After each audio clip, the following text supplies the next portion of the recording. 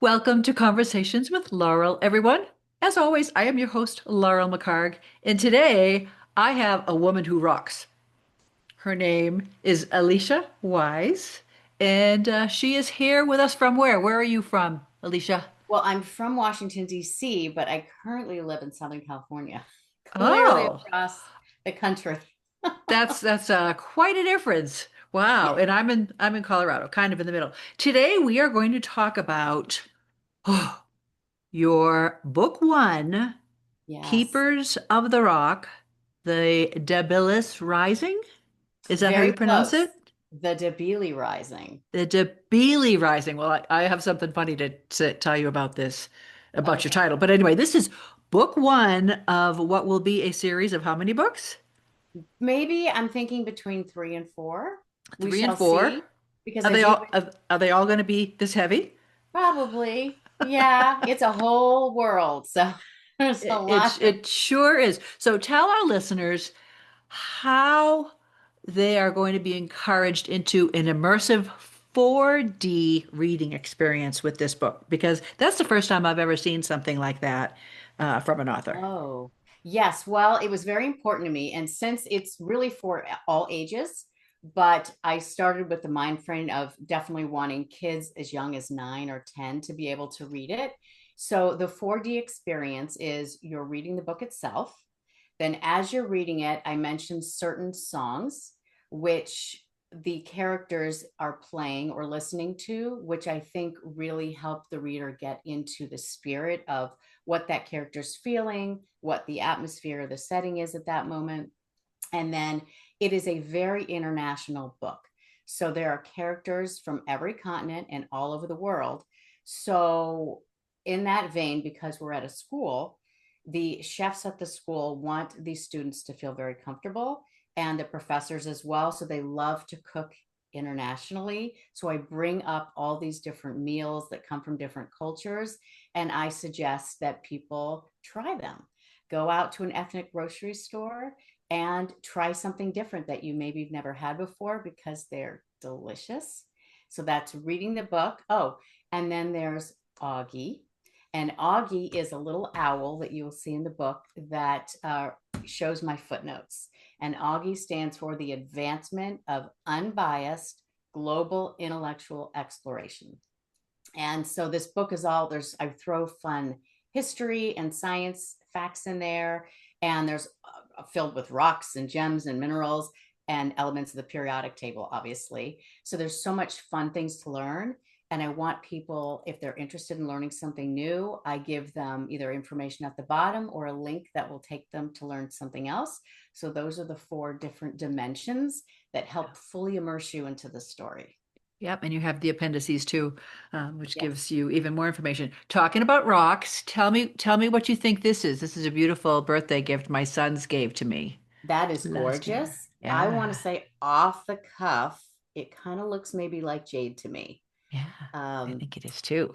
but if I saw it maybe closer up, but that's what it looks like to me. But it's And lovely. if this is jade, which I think it is, what kind of properties will I get from it? Oh, what kind of, well, you know what? You'd have to look it up I'd in your have to look book. it up because there's so many and I want to get it right. But I can tell you absolutely, many societies believe jade helps in the healing of the kidneys and the immune system. Others believe that it also assists with achieving internal peace, tranquility, and encourages wisdom. Oh, I love it all. I should wear this every single day for internal peace and always wisdom, right? I was going to ask you who your perfect audience is, but I think you pretty much already covered that. And again, there's so much information in here, and anytime you come to something, there's a footnote that you can find out what exactly it is that you're talking about. And of course, when I saw the periodic table of elements in the beginning, I was immediately hooked because I had a crush on my chemistry teacher when I was at West Point. And so I Oh, did by the really well. way, Yeah. just as an aside, and I hope it's okay to say this, you and I have never met before. We've never spoken, but we are inextricably linked by a 126-year-old tradition. This weekend is very special to us both. So I hope you don't mind if I say Go you Army are beat me. Navy. Is that 1992? 1992. My husband is a Naval Academy graduate. Oh, go Army, beat Navy. Yes, and the football game is this weekend. So It is. anyway, I It just had is. to throw that out there. I Oh, hope that's it's funny. okay. In the Of spirit course. of sisterly and Of brotherly course, of love. course it is. That is hilarious. We'll see. We'll see. Who are you betting on? Well, you got to bet on I always have to Navy. bet on Navy. Yeah, yeah. You're not going to the game though, huh? No, No. no, unfortunately, I wish, but We'll too watch many it. We'll things watch it going on on. TV. Yes, for Oh sure. my goodness. So the funny thing about, and you said the pronunciation is the Debili Debilis. Rising. I read this, the Debilis Rising. Yes, and actually, And many people do. And I am actually already thinking of it, but I'm going to be making a TikTok and Instagram, Facebook video about the word Debili because I know people are looking at it and going, why would you pick that? That's be, very weird. It's yes, esoteric. I Did looked you it look up. that up? I looked it up because I didn't know. I figured the word had some kind of meaning to it, and I read that debili means weak or feeble, Yes.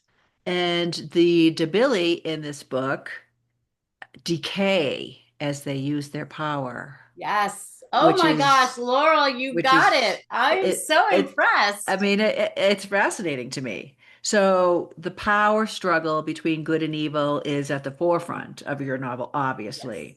So here's kind of a question that maybe kind of goes along with it. How much has today's focus on or denial of global warming has influenced your work? Enormously, enormously. And I have to say that because I have four kids who are now in their late teens and 20s, and they are very concerned about the environment. And they would bring their friends over and they'd be hanging out, and a lot of them would be talking about how they feel like they're inheriting this colossal issue and they feel an absolute urgency that they have to do something. And now I'm in Southern California. There may be more of an urgency there in that environment. We have earthquakes, we have fires, we have Fires, a ton of yeah. things we have to Yeah. be concerned about. So maybe it's stronger, it'd be stronger in their hearts over here. I don't know. But what I find very interesting is my husband and I were buying a bed about a year and a half ago, and right next door was a rock store, and we went in and wandered around, and the owners told me that they were so shocked that after COVID, so many more young people have been coming in and buying crystals and rocks and minerals, which they haven't seen before. And we can come up with all sorts of reasons why that might be the case. But even on campus, my daughter's a senior in high school, and they volunteer every Monday at the media center. And I'll see kids wandering around wearing crystals and rocks and things. So something is resonating with them. There's this issue, there's this concern. And so as I was writing the book, it absolutely influenced what Yeah. I was thinking. When did you first become enamored with rocks and crystals? And by the way, in minerals. Explain the Uh-huh. difference between rocks and minerals.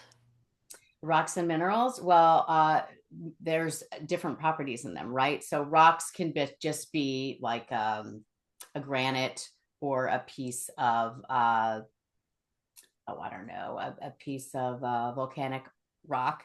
A mineral, oftentimes they are actually in the elements of the periodic table. We've got several minerals, and so they have different properties. But there's a lot that we utilize in minerals that's right in the periodic table. So rocks made up of minerals, or rocks contain minerals, I guess you would say. Rocks can contain minerals. Yeah, Yes, yes, yeah. certain rocks can contain minerals. So when Absolutely. when when did you first fall in love with them? Very good question. I love that. Actually, I was taking a math class in college. We had to take either a science or a couple of math units, and after day 5, I realized this was a very bad choice, and I had to rush around and find something else. And my friends recommended this physical geology course, which is like the elementary course into rocks for those who are interested in geology, and they called it Rocks for Jocks. Right, that's what we called it at West Point. We had a Yes, geology course at West Point, and it was called Rocks for Jocks.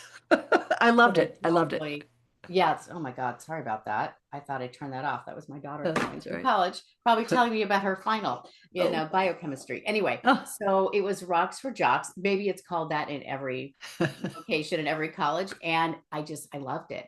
I loved it. And, we went through, Pleistocene and Holocene and all the strata of the earth.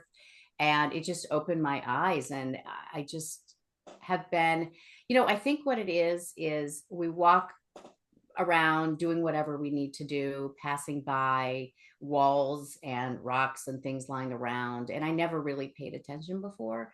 But after that, I started really noticing, and then also noticing how much we use these things on a Yeah. daily basis, so much in our lives, and don't even think about it, aren't even aware of how they're mined, and if they're mined carefully, and then how we use them, and then how we dispose of them. And so it just made me have such a better appreciation for the earth and Yes. our Yeah. place in it and how we need to take care of it. And so ultimately I feel like this book is like a love letter to the earth. It It's is. It is. all of us caring about the earth and remembering that we're just members on it, and Yeah. we need to do what we can to steward it. Yeah. Yeah. You have in the back, you talk about the health properties and practical uses for different rocks and minerals. Do you use any routinely?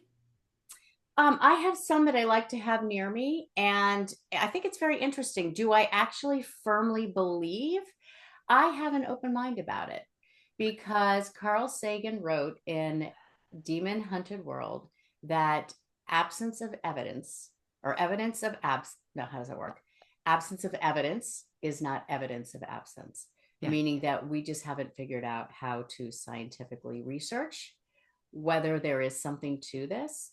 Yeah. But the fact that thousands and thousands of years humanity has believed that there's healing properties. And I want to say, if you go to any mid-sized city, probably anywhere in the world, you will find a store that sells crystals or rocks. I'm Mhm. sure where you live, there's Oh, probably yes. Oh, one yes. nearby. Yep. Yep. Right. Yep. And that's everywhere. And as I've traveled around and I've been to several places, I always look and see and wander in and usually do a little video on it.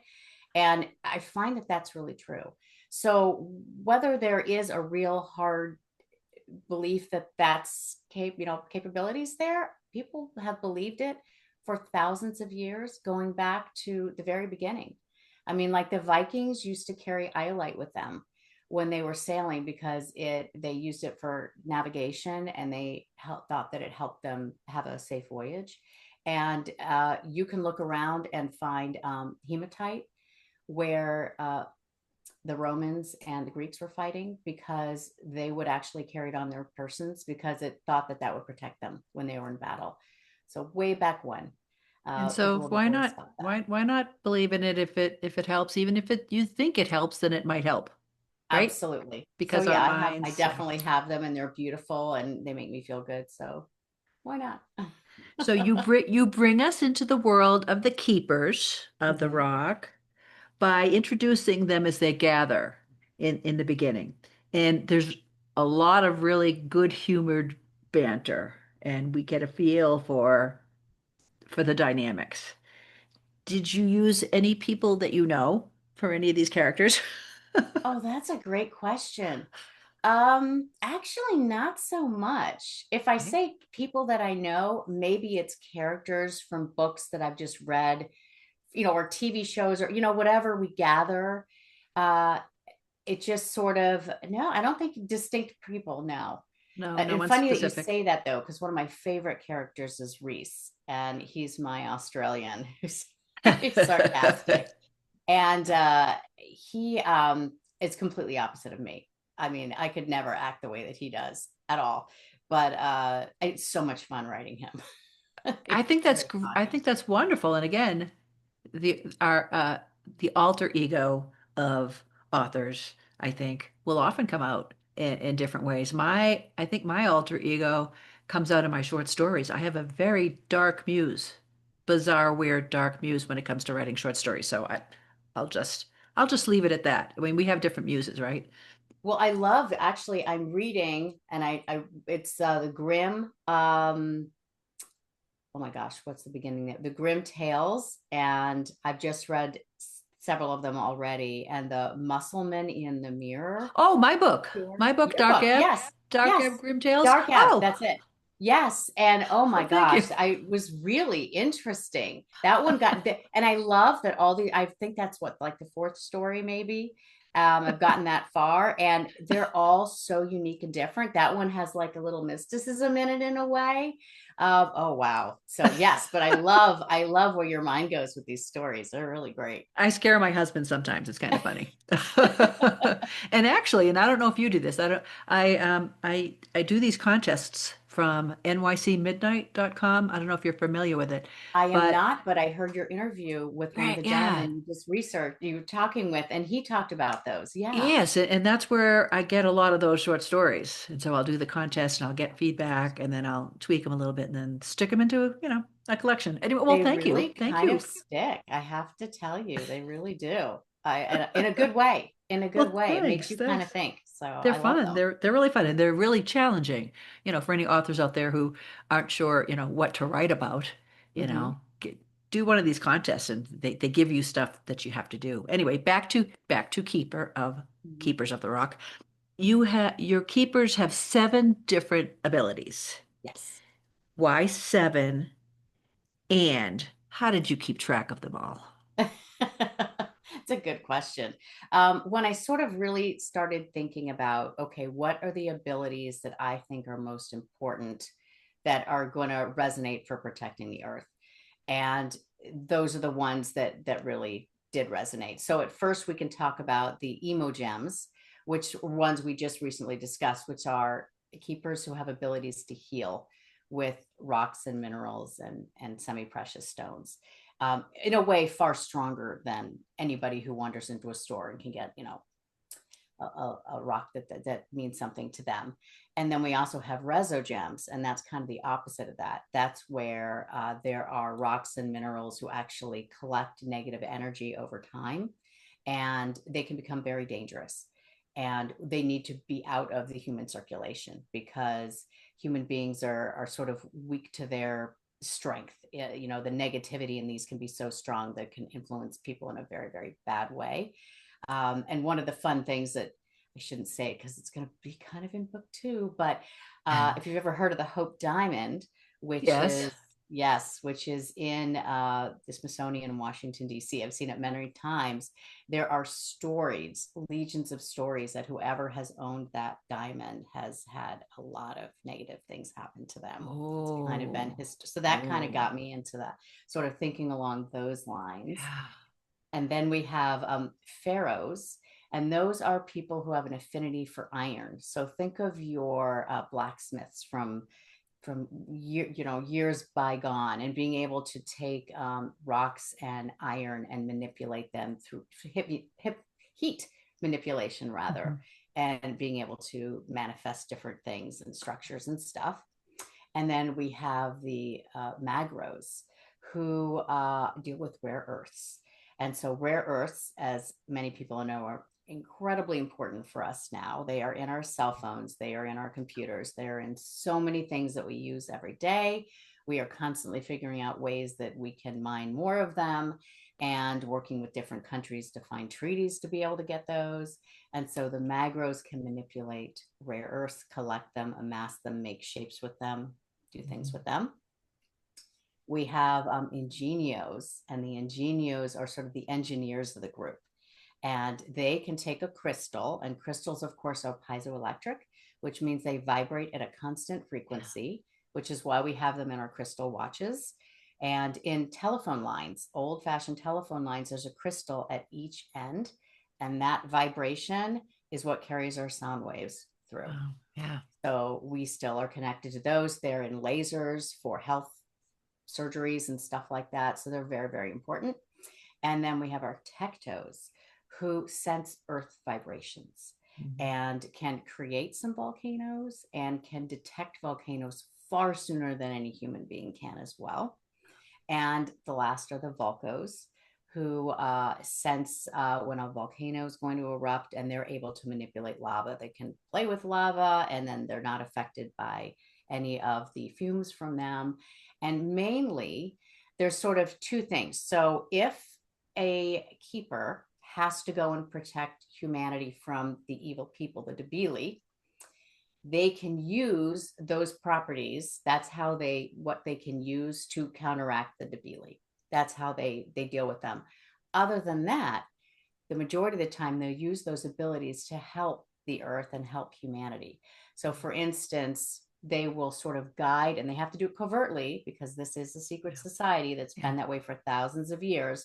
So they get themselves into the government, into science, into universities, and they covertly guide humanity towards coming up with better systems of detection for volcanoes and detection for earthquakes, so that we can make sure that people get out of the way and that they're safe and so forth. So Fascinating.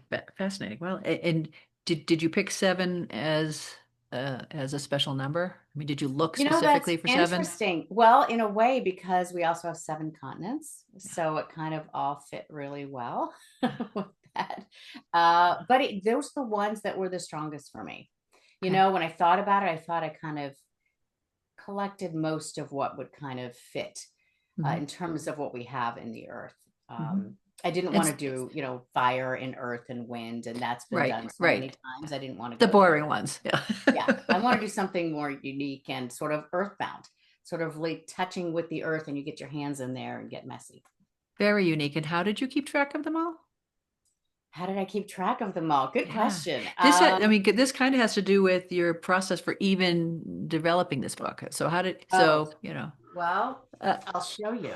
show me. This is Show me. my Bible of Whoa. sorts. I don't know if you can see there's tabs and Yes. everything, but any research, it took me years to research. This is all the research I've done, articles I've read, any idea that I had, the characters, their abilities, it's all in this book.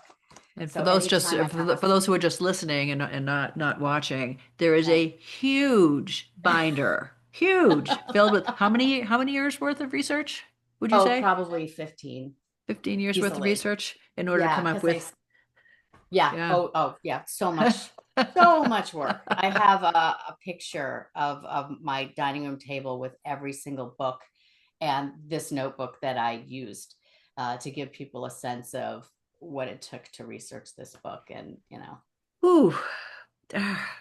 So the school where the keepers and the new students study is called the College of Geological Evolution. mhm. I wanted to ask if you are familiar with Bill Bryson's Short History of Nearly Everything. No, but that sounds very Ah, interesting. I think I'm you have writing to that down. get that. Are you familiar with Bill Bryson? No, He's but I'm writing it down. he's I think he's pretty famous for a story called A Walk in the Woods, where he basically walks the Appalachian Trail, um, and he's Oh hilarious. my gosh, that I am familiar with. Okay, so he has this A Short History of Nearly Everything, and it's way bigger even than your book. Oh my goodness. And there's an illustrated version too, and it is absolutely fascinating. I think you would really enjoy it. In fact, I remember my Um, husband and I listening to that as an audiobook when we were driving. it's really long, really, really Yes. long. So yeah, anyway, that's a good one for any of you listening out there who are interested in evolution and written with a great sense of humor as well. So, do you believe in evolution? Oh, yes, very much so. That's I a think hard the yes. science bears that out. But, that said, I have a very healthy respect for scientists who believe that there's also a higher power. I think there's room for both. And if you look at this fabulous world that we live in, you almost wonder, well, how could there not necessarily be? So I have a healthy respect for those who believe that too, But yes, I think the science bears out there. At least I believe. Good Yes, answer. we have evolution. I agree with you. Yeah. I think you already answered how you chose the countries for your characters. You wanted one from each continent? Yes, yes. And I wanted to, and there'll be more. Obviously, this is a big world. So as the books go, there'll be new characters from different places. But I wanted to, and I tried so hard as I picked each of these uh, countries and developed the character around it to just be very respectful of who this person is and where they're from. And granted, if they're a keeper, they're really worldly. So they're always impacted by everything that they've seen and done. But there's still a core of them who is from that place. And I just wanted to bring in a little of the cultural experience in a respectful way, hopefully, that kind of, Lots more research was yes. involved with that. Oh, Do you yeah. speak any other languages? Spanish. I speak Spanish, not fluently, which is sad because I took 8 years of it. But if you threw me in the middle of Spain or Mexico or any other South American country, I could get around. But it's those idioms. I have to Oh, I remember know. all those idioms. Oh my goodness, our own language. When I think, boy, I'm glad I didn't have to learn English. Yeah, oh, yeah, it's one of the most difficult ones. Absolutely. Here's a question for you. And I want to know what inspired this quote. So near the end, one character tells another, killing an evil entity is always a last resort. No matter how justified, ending a life leaves a bruise on your soul you will always carry. Mhm. What inspired that? I think, gosh, that's a great question. Well, my Because husband was that's in the deep. Navy. hmm And for many years, 28 and a half years. And he always talked about with our kids and him, with me about the responsibilities of what you're supposed to do in protecting your country. But with that said, that you always have to be respectful with what you're doing and knowing that if you're going into war, what could potentially happen. And just listening to a lot of other military people who are retired saying that it's never easy to do something like that, and it always does leave a mark. And in some of my husband's work, he works with a lot of veterans, and hearing their stories and those that have some PTSD and other stuff. So it's so important to think that it's never easy to have to go to war and to maybe have to make difficult choices in terms of protecting your country, but that it's never an easy choice, and you always must be respectful about what you're doing and Yeah. mindful about what you're doing, Mhm. and at the same point being able to forgive yourself and you were in that impossible situation. it's Yeah. it's very difficult. So it was very important to me to put that in with my characters, because the keepers, it's a very morally strict rules. And that's one of the reasons it's existed for so many thousands of years, is that is very tightly held, Mhm. and the respect for human life is paramount, no matter what. And even when a Debili is at its end of its life cycle and it is obviously on its last legs, there's always an empathy. Even for the evil character, there's an empathy at the end, knowing that as awful as they were, the situation is sad, and it's life. Life is life, no matter what. And we ought to preserve as much as we can and be respectful of other people and take care of each other, just Mm. like we need to take care of our earth. Good answer. Wow. Well, it's also the social worker in me, so that's Alicia, who are today's keepers? Do we have keepers today? I think, yes, I think we do. I'd like to say that, where are the ones that we know from years ago that we could ultimately say, oh my gosh, yes, this is a hero and these people are wonderful. I feel like right now we're sort of in a mixture of trying to find new wonderful heroes. I think we're in a process where it's sometimes difficult to know who that might be. I think people who care about our country and other countries, people who care about our environment, um, our teachers are definitely our keepers. They're keeping the next generation and holding those fast. Our social workers, doctors, everybody who's out there every day doing what they can to take care of other people, absolutely are our keepers. Anybody who is able to care for somebody else outside of their own well-being and do that for the sake of just wanting to care for that person or animal or whatever it may be is has a keeper inside them, I think. Hmm. And that's what keeps us human. That's what keeps us keeping us going in a positive direction when things are so stressful. Sometimes we need to remember that and take care of others. keeping us human. We just started watching a series called Pluribus. I don't know if you Oh, heard of that. oh, that sounds And interesting. it's about something that turns everyone on the planet except 11 people into like a hive mind. Oh my And gosh. there's an author who is not affected by it, and she's trying to figure out Oh my how to God. save humanity, how It's to like the re Borg. Oh, I remember the yeah, Borg. it Oh, that's is. scary. It is. Yeah, it's really well done. I'm gonna write that down because my husband's a big sci-fi buff, and Pluribus. he might Yeah, love that. Pluribus. I think it just came out. Yeah, we've watched 4 or 5 episodes so far, and it's Oh my definitely gosh. interesting. I So, expect that after that, there'll be a lot more different stories coming out of you that's kind of influenced. I'm sure that's gonna get your mind going. oh, everything gets my mind going. My Yeah. dreams. Yeah, yeah.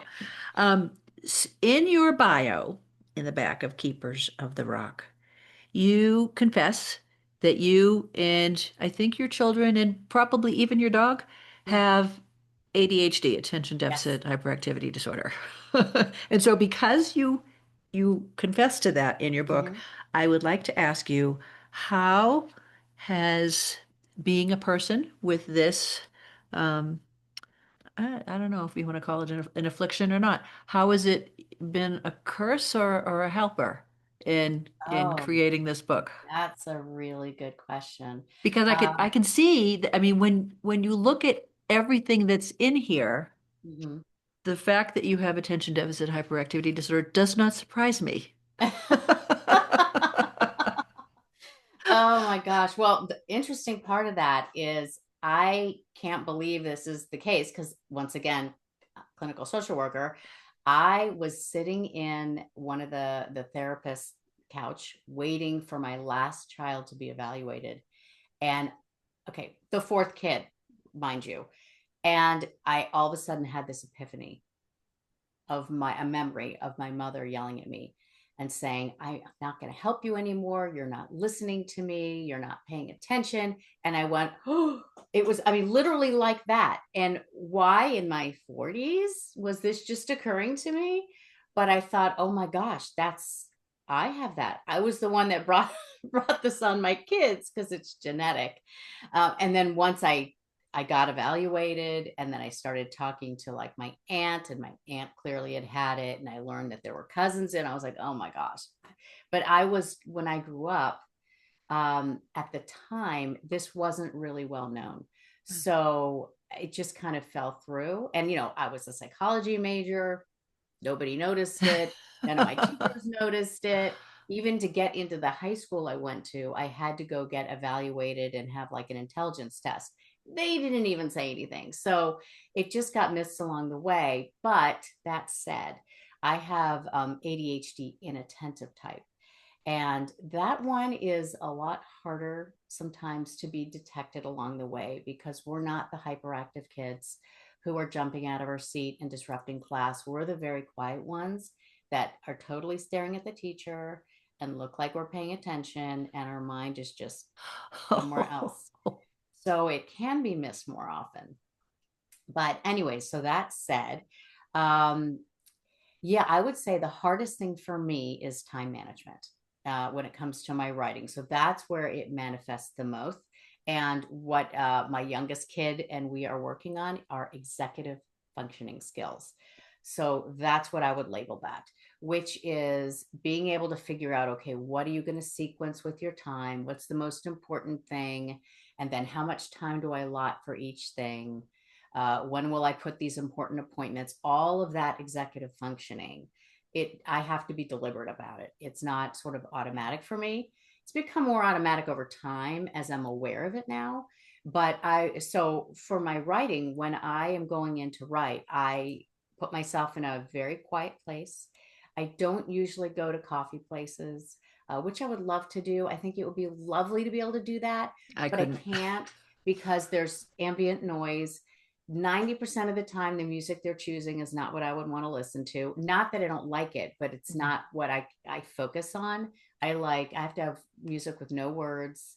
Like I love Celtic music, and I love, either like music for movie scores or studying music, binaural beats, that kind of thing. All Yeah. those kinds of music I can listen to. And I want a quiet environment where I can spread my stuff out and put everything where it needs to be. And I'll even have like a physical thesaurus and dictionary as opposed to toggling back and forth between my screen because that's distracting to me. So that's how it manifests. But the other good thing about it is we do things called hyper focusing. So a lot of kids with ADD hyper focus, and that can be a superpower. In fact, I have a character in my novel who has ADD and attentive type, and she discovers this while she's at the school. And she actually becomes a heroine and part of the story, and it's because of her hyper focusing. We can, when we get into something, nothing else, like somebody could be yelling, "Hey, hey, look over here," and we are just zoned in. So in that way, it's a positive. So I just have to be more mindful. Um, I also have to sort of, I definitely have imposter syndrome. That's a Oh, big don't we factor, all? Don't, and well, anxiety. And I look back and I think, oh, I would have loved to have done this so much earlier rather than now. And I just have to give myself a little grace. Like, look, you were raising four kids, you have adults that you're taking care of, and you've got ADD. Just, it's okay. It's like, I'm starting now. That's the important thing. So then I kind of try to push it away and just move forward.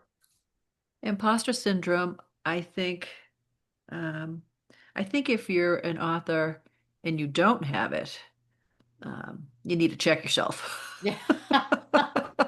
I see what you're saying. Yeah. Yeah. I think there's some truth to that. If I go into a library, if I go into a bookstore and I look around, I think I probably have ADHD as well. I've never been diagnosed, but everything you're describing, I'm like, oh my gosh, I do that. And, but I become overwhelmed and I think, Yes. what do I have to write that hasn't already been written? And, Oh my goodness. why should I be in here too? So I do have that as well. And I just, the bottom line is I think you probably feel the same way. You have all these characters in your head, you have these ideas in your head, and they're screaming to get out, Oh and yes. you have to let them out or you go crazy. Oh yes, absolutely. And they're very real beings in my head. Yeah. Absolutely. And they're Yes. clamoring for book two. They're like, come on, let's get going. We just sort of start be getting to the beginning of the world in book one, and we're gonna do a way deeper dive. So many things are I gonna was open up in book two. I was going to ask you, when is the fall season starting in book two?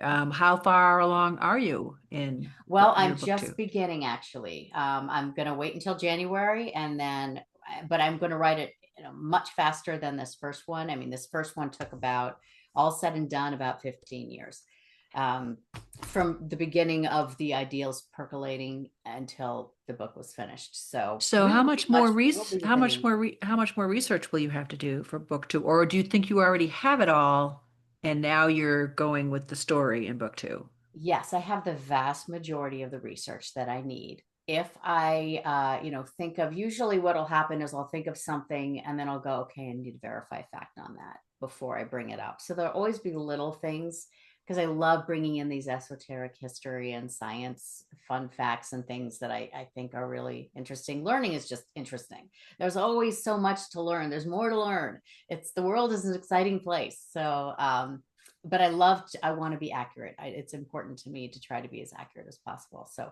I'll like stop writing and do a deep dive and then double check that and then triple check that before, and then like, okay.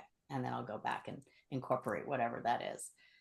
So I absolutely appreciate that. Listeners out there, the author, Elicia, aka E.K. Wise, the book Keepers of the Rock, the Debilis Rising, book one, and I want to call it The Devil is Rising. It sounds like Debilis, doesn't it? The devil is it does. rising Well, think in of a way. debili as in like debilitating.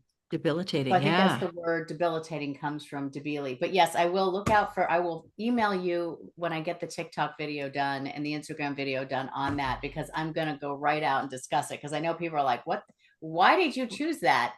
And I Look it up. literally wanted an ancient word. And I looked up Sanskrit, I looked up like Celtic, I looked like other languages from all over the place, and there wasn't one that really said what I wanted. And this was the one. I was like, ooh, weak and feeble. Okay, that works. And you nailed it. I was so excited when you said that, because of the moral issues. The keepers are very moral. The Debili are not. The Debili have the exact same abilities as the keepers, but they are very selfish and they use all of those abilities for their own gain. And they think people are like lemmings and that they can be manipulated and used. So as they go about their life doing these things, they are literally kind of like they're creating this chemical half-life of their body. Their morality and their physical corporal body are starting to fall away. And so they are weak and feeble because they can't hold up who they are, and it just starts to drain them and That's destroy them over fascinating. time. It's a fascinating concept. Absolutely.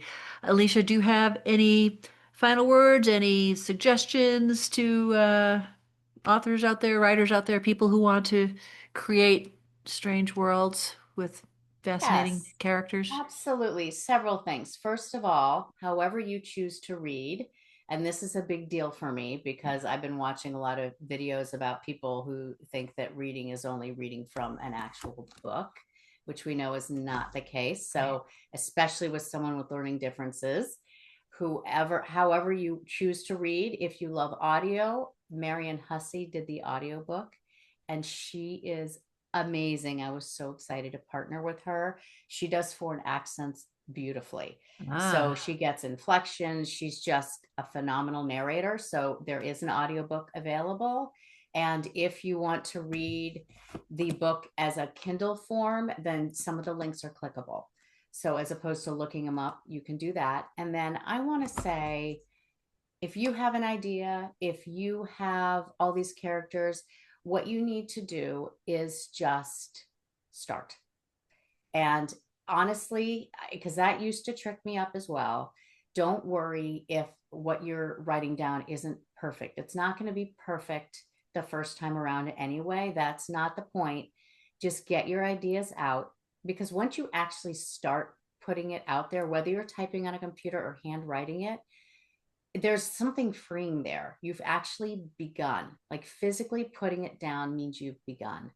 And that sort of frees up the mind to go, you know what? If I did this much, I can do a little bit more. And nobody's seeing it right now. It's just you and what's coming out on the page. So don't worry. Don't be anxious about it.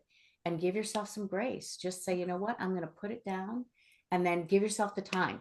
So with that executive functioning, mark it down like this hour is just for me. I'm not going to answer the phone. I'm not going to deal with the dog. I'm not going to do this email. I'm just doing this. This is my 1 hour for me. And then just do it, because you never know what might happen. I love it. I love it. And be open to surprises, right? Be open to Oh, yes. your character.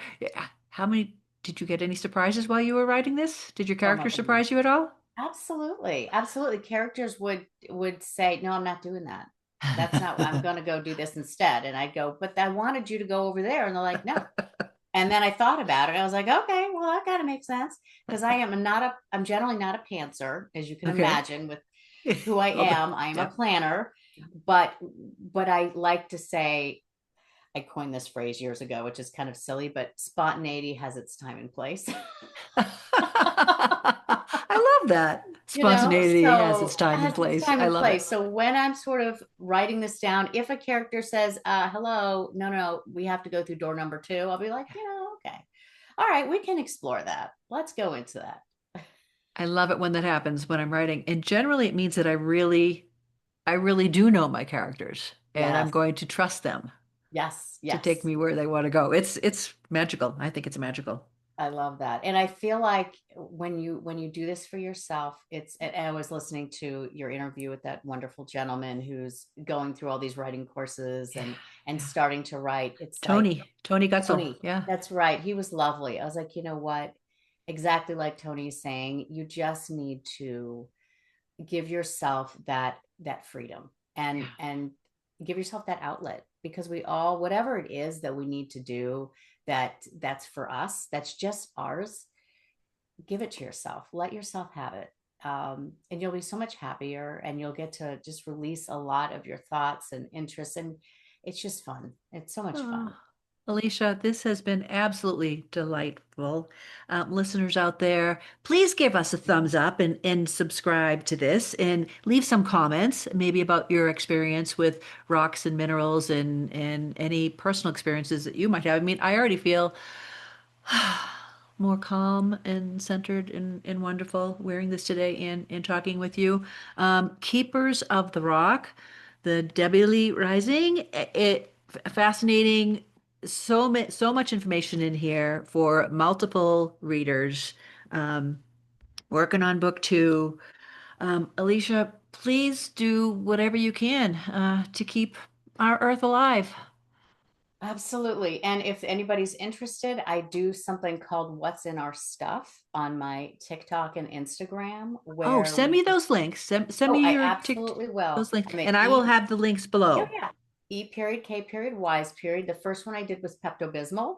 Believe it or not, there's bismuth in Pepto-Bismol, which is an element in the periodic table. And so I just talk about our everyday things, like our phones and cell phones, and what rare earths are actually in our cell phones, just so we just remember to love our earth. Thank you.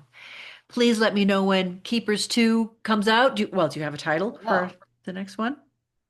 Do what's you, that? do you have a title for the next one? No, I don't. All It's I've right. had ideas. I have Yeah.